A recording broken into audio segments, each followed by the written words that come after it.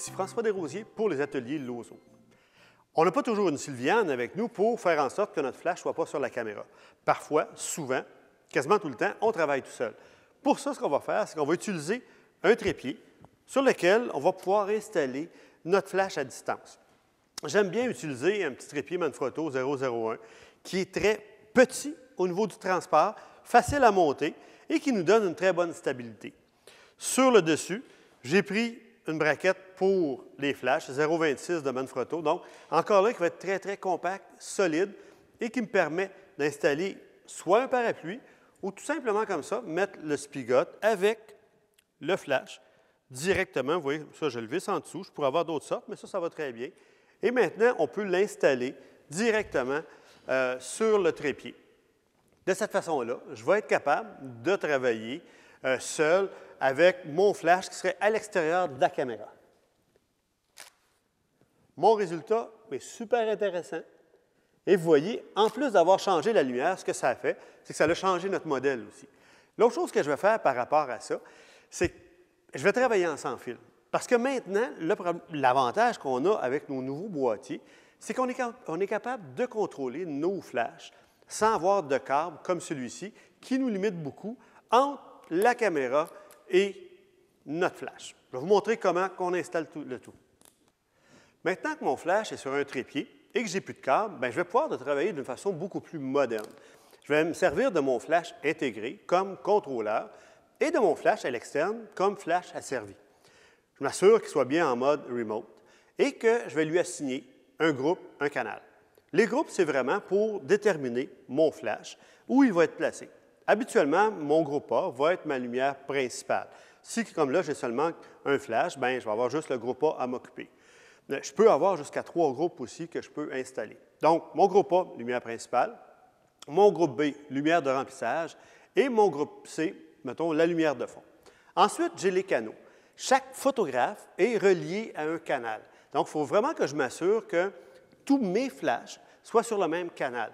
Donc, de cette façon-là, mon flash est sur le canal 1, mon appareil est aussi sur le canal 1. De cette façon-là, ils vont se parler. Si j'ai d'autres personnes qui travaillent dans le même local, bien, je vais tout simplement leur demander de se mettre sur le canal 2 ou le canal 3. De cette façon-là, bien, ils ne seront pas reliés, ils ne feront pas partir mes flashs. Déjà, de cette façon-là, bien, je vais être capable de le faire partir à distance. Mais pas tout de suite. Il faut quand même que j'aille sur mon appareil pour lui dire maintenant, le flash, au lieu d'être juste un flash TTL standard, tu vas être vraiment contrôleur. À partir d'ici, je vais pouvoir le faire partir, mais il faut aussi que je m'assure que la cellule photosensible puisse recevoir l'éclair pour bien partir. Pour ça, bien, je m'en vais dans le menu. Et encore là, ça va changer toujours dépendamment des marques ou des choses comme ça. Mais pour le D7000, je m'assure d'être dans le Bracketing Flash. Ensuite, je m'en vais dans Contrôle du flash intégré. Vous voyez, présentement, il est dans le mode TTL. Ce que je veux, c'est de le mettre en mode contrôleur. Et à partir du mode contrôleur, je peux régler mon flash intégré, mon groupe A, mon groupe B et le canal. Donc, mon flash intégré, je peux le mettre en mode manuel, en mode TTL ou en mode 2 petites lignes. En mode 2 lignes, ce qu'il fait, c'est qu'il va envoyer un éclair pour le faire partir, mais ne sera pas dans la photo. Ensuite, je vais aller dans mon groupe A. Qu'est-ce que je veux? Est-ce que je veux qu'il soit en TTL, en automatique, en manuel? Je le laisse en TTL et ici, je pourrais faire de la correction d'exposition, en plus ou en moins, à partir d'ici. Je continue et c'est ici que je peux régler le canal. Donc, canal 1, 2, 3, 4. Je vais le laisser sur le canal 1. Et la chose la plus importante, c'est vraiment de lui dire « OK ». Si je ne fais pas ça, qu'est-ce qui se passe? C'est que mon flash ne partirait pas. Je vais juste faire un test. Est-ce qu'il se parle? Oui, on l'a bien vu. Donc, on s'est assuré de cette façon-là que mon flash était contrôlé par mon flash de caméra sans avoir de fil.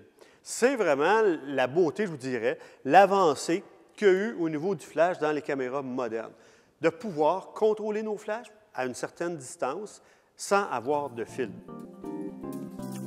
Bon, ça va, ça. Ton épaule droite un petit peu plus par ici.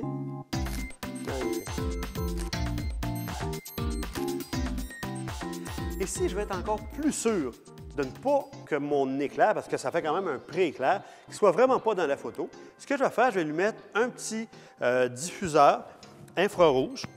juste sur mon sabot. Donc, la lumière va passer au travers de ça, va envoyer quand même un éclair. Je vais avoir mon contrôle, mais je vais être certain de ne pas avoir d'effet de rien au niveau des yeux. Donc, on a un contrôle sans fil, parfait. Pas de problème d'affection dans les yeux. Je pourrais, si je voulais, m'en servir aussi. Mais présentement, c'est vraiment un flash, le contrôle par ici, et je vais être sûr d'avoir mon bon résultat.